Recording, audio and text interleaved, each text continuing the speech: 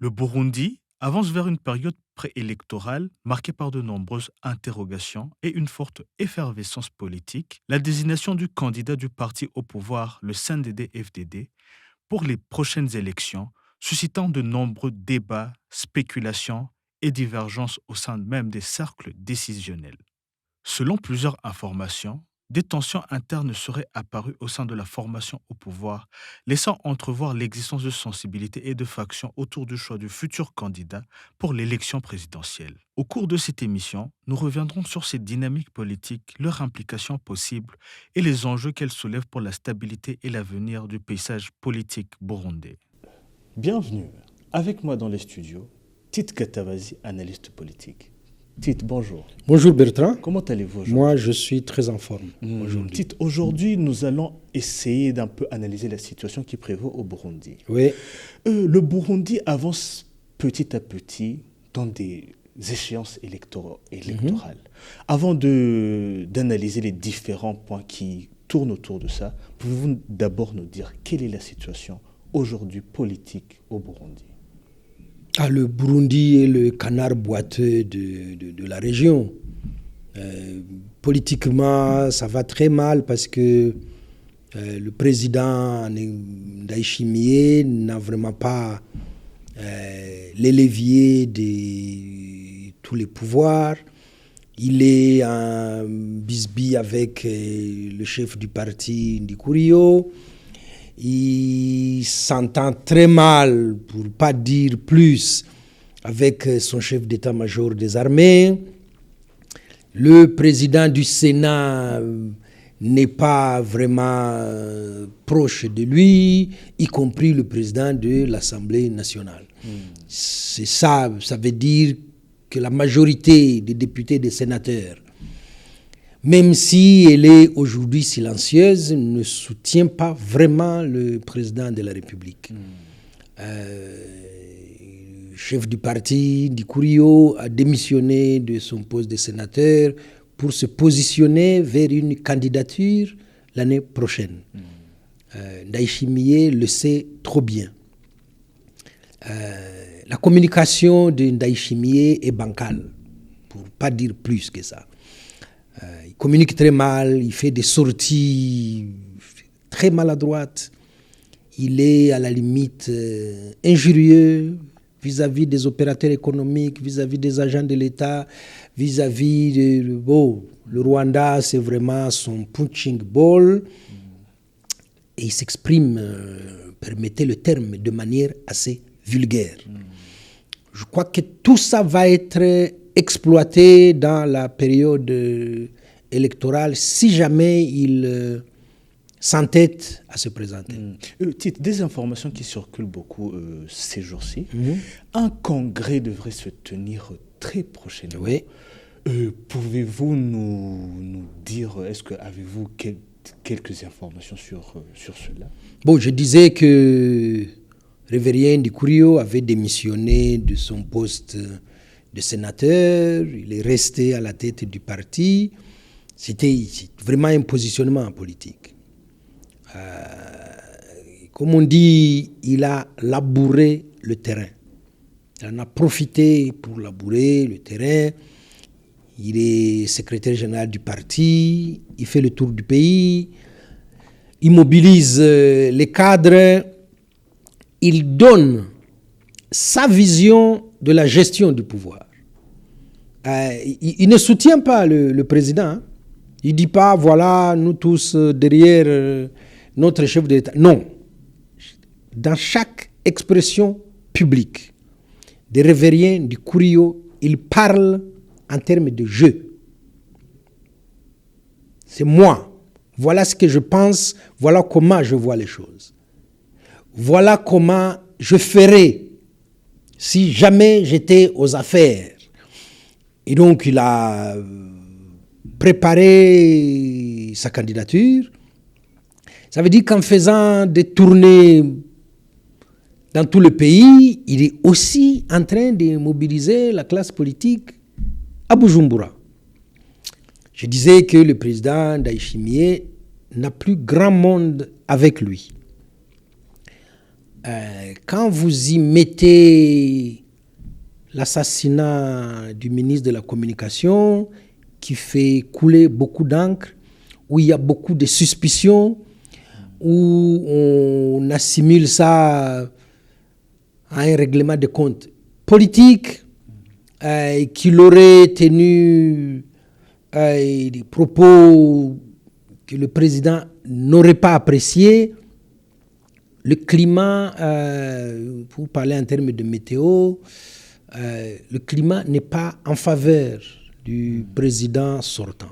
Mais alors, Tite, lors de cette réunion qui est prévue très prochainement, le nom du prochain candidat présidentiel représentant le CNDD-FDD devrait être choisi. Oui.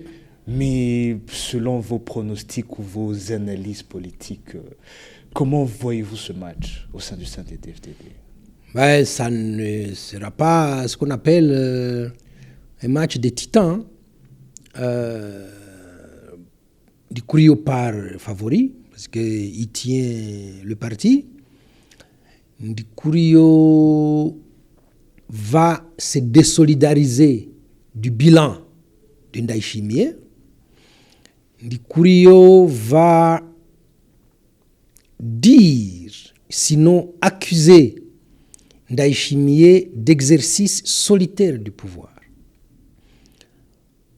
Il l'avait déjà dit en son temps et il avait vraiment, comme un marqueur, souligné la chose quand Ndayishimiye décide de fermer les frontières avec le Rwanda.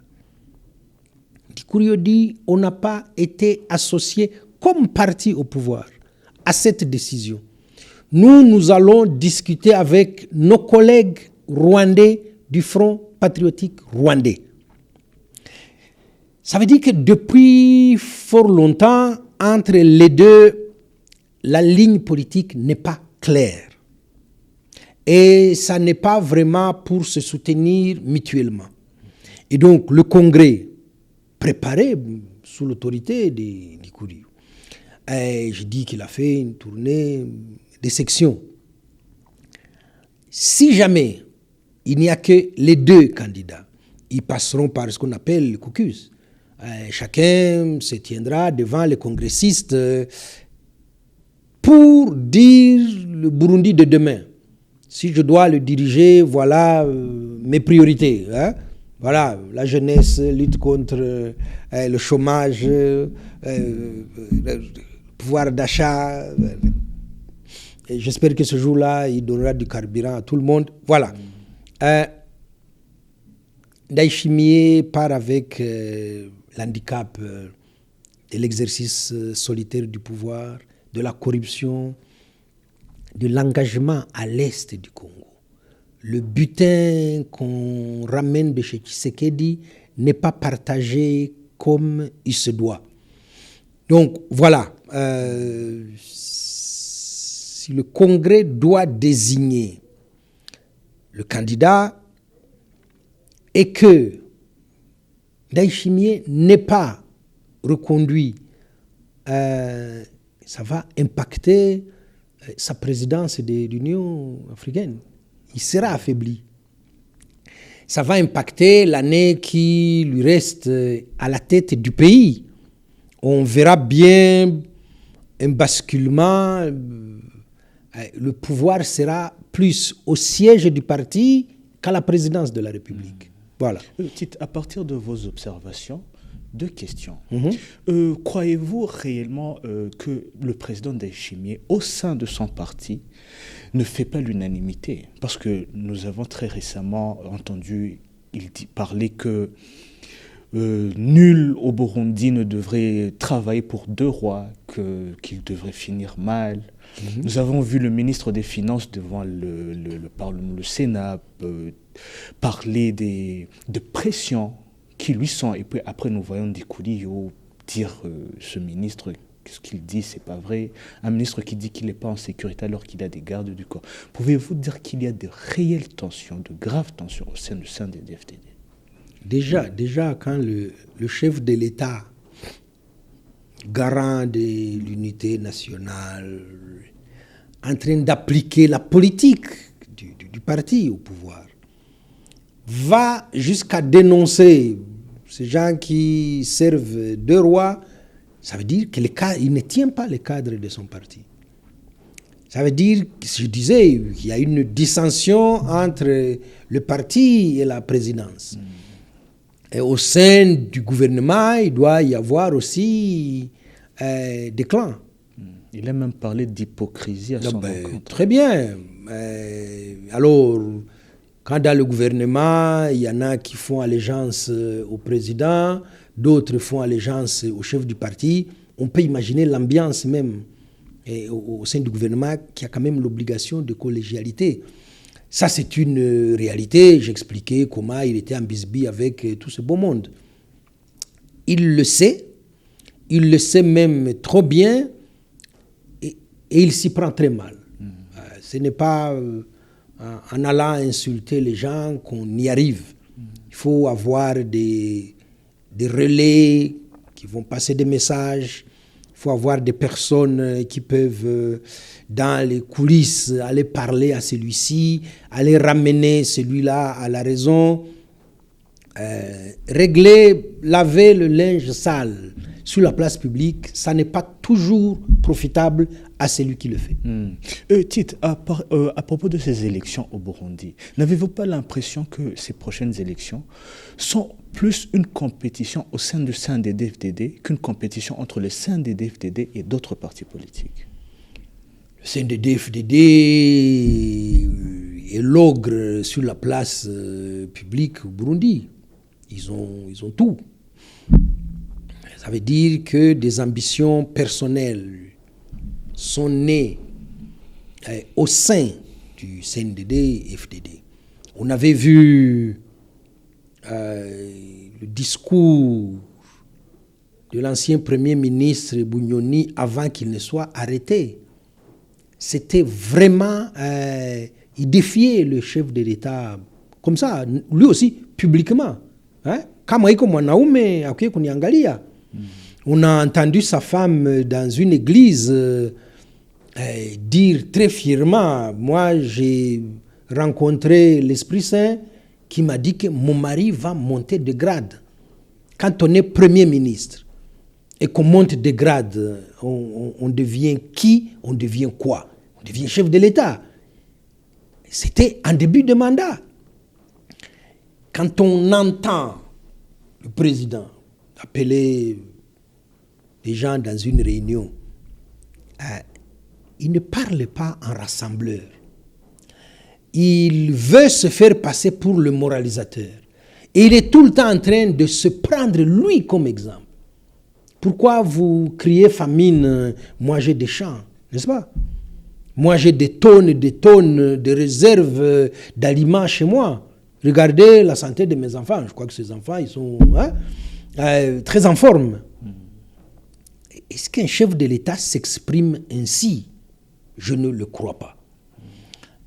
Maintenant, Kendi Kurio ait vu ces failles-là et qu'ils se disent je suis à même de tenir le cadre du parti, je suis à même de rassembler une grande majorité au sein du parti et d'évincer Ndayishimiye. Je crois que c'est ce qu'il a fait en démissionnant du Sénat, en s'occupant exclusivement du parti et en verrouillant ce qu'il peut verrouiller en prévision des élections de l'année prochaine. Oui, c'est une compétition interne qui va fragiliser le parti en lui-même, qui compte déjà des petits clans. Ce n'est pas toujours très agréable de vivre dans un marigot comme celui. Donc pour interpréter que le problème est venu de Bunyoni pour déménager chez Révérien Ndikuriyo, est-ce que demain, y a-t-il en tant que vos analyses, est-ce que demain y a-t-il des possibilités de voir Révérien Ndikuriyo dans de sales draps comme l'a été pour Bunyoni? Ça, on ne le sait pas. En tout cas, il est sorti du bois, il n'a pas caché ses ambitions, et je disais tantôt, il a labouré le terrain. Donc, le président l'a vu, il le voit faire, il connaît bien ses ambitions. Pourquoi il ne l'a pas freiné? Il n'en a pas les capacités. Est-ce que a-t-il de sérieux soutien à Révérend Dikoudi? Oh, que si. Plus le président s'affaiblit, plus Dikoudi se renforce. C'est un même parti où on est supposé travailler tous ensemble, aller dans le même sens, soutenir l'action du chef de l'État, alimenter la politique du pays. Non, ça joue perso, comme on dit. Et oui, on voit bien, quand le président se met à hurler comme ça sur la place publique, c'est que ça va très mal. Quand il dénonce les gens qui double langage, qui mangent à plusieurs râteaux, voilà. Il est faible, il appelle au secours, il dénonce, mais il n'a pas de marge de manœuvre pour agir. Mais d'une manière générale, le CNDD-FDD, ça fait 21 ans qu'il est au pouvoir au Burundi. Mais quel est son bilan, d'une manière générale? Le bilan, c'est la corruption, le bilan, c'est l'incompétence, le bilan, c'est le clientélisme, le bilan, c'est le manque de carburant dans les stations, le bilan, c'est des devises qu'on ne trouve pas dans les banques, le bilan, c'est les étalages qui sont vides. La santé des Burundais, allez-y savoir. L'indice de pauvreté est au sommet. C'est ça le bilan du CNDD-FDD. Donc, quelques individus se sont enrichis de manière opulente. On a vu ça. Des gens qui se font acheter, fabriquer des chaussures avec des couches d'or. Des maisons. Je me souviens quand le lac Tanganyika avait englouti des villas. C'était des villas, des pontes du régime. Eux se sont enrichis, ils ont cassé les institutions, ils ont appauvri la population, et voilà où on en est maintenant à des règlements de comptes entre individus. Ça n'est pas un débat apaisé, politique, et comme on dit ailleurs, projet contre projet, pièce contre pièce. Non, c'est ôte-toi de là que je m'y mette. Voilà où le CNDD-FDD en arrive. Mais alors, Tite, croyez-vous en une élection au Burundi partielle qui aura une compétition correcte à côté du CNDD-FDD? Voyez-vous d'autres partis politiques qui pourront faire l'affaire devant le CNDD-FDD? Oh, non vraiment, non vraiment. Le PRONA est devenu l'ombre de lui-même. Agathon Rwasa ne fera pas long feu. Non. CNDD-FDD ratisse quasiment tout le pays et oui, ils tiendront les élections. Tite, pour essayer de conclure l'émission, que pouvez-vous nous dire sur les récents événements qui ont secoué le Burundi, nous pouvons dire pendant ces 2 semaines? Je veux dire l'explosion dans l'armurerie, où en sommes-nous avec les informations qui circulent, et aussi la mort du ministre, vous le disiez, la mort du ministre de l'Information. Quelles sont les dernières nouvelles que vous pouvez nous donner? Les dernières nouvelles, c'est que dans une récente apparition du président, il est venu contredire le porte-parole de l'armée. Le porte-parole de l'armée nous a fait croire qu'il y avait un court-circuit qui a fait exploser les armes. Le président dit il n'y a pas d'électricité dans ce dépôt. Donc, il va falloir qu'ils se mettent d'accord pour nous donner la bonne version. Le décès inopiné du ministre participe à ce climat délétère de suspicion et de complotisme. Mais il y a aussi l'événement de la libération de l'ancien Premier ministre Bunyoni, qui n'est pas très en faveur du président. Je parlais de ses faiblesses, de son affaiblissement Je crois que la libération de Bunyoni rentre dans ce cadre-là. Voilà. Tite, dernière question, nous ne pourrons pas parler du Burundi sans parler du Burundi et du Rwanda. Ouais. Dans une récente interview accordée par le président burundais, il a voulu insinuer qu'il n'y aurait pas de problème de déplacement entre le Burundi et le Rwanda, disant qu'il voit des Rwandais aller au Burundi, que des Burundais, mais par voie aérienne ou quoi. Il avance aussi la thèse des putschistes de 2015, qui est le principal problème dont il s'évoque. Mais où en est-on avec eux? Mais quelle est la situation? Quel est le problème? Le problème, c'est la mauvaise foi du président Ndayishimiye. Le second, c'est la recherche de boucs émissaires. Je dis que la fermeture des frontières a été faite de manière brutale et unilatérale. Et le parti l'avait contredit. Voilà. Il évoque assez régulièrement les putschistes de 2015 protégés par le Rwanda. Et eux exigent que le Rwanda les livre pour qu'ils soient jugés au Burundi. Non, ça c'est un billet malhonnête. Les réfugiés burundais qui sont venus au Rwanda en 2015 sont sous la protection des Nations Unies. S'ils ont reçu le statut de réfugiés, ils sont sous la protection du Haut Commissariat des Nations Unies aux réfugiés. Et donc, le Rwanda n'a pas, on va dire, la possibilité juridique de les extrader. En toile de fond, ce que ne veut pas dire le président Ndayishimiye, il faut le lui rappeler.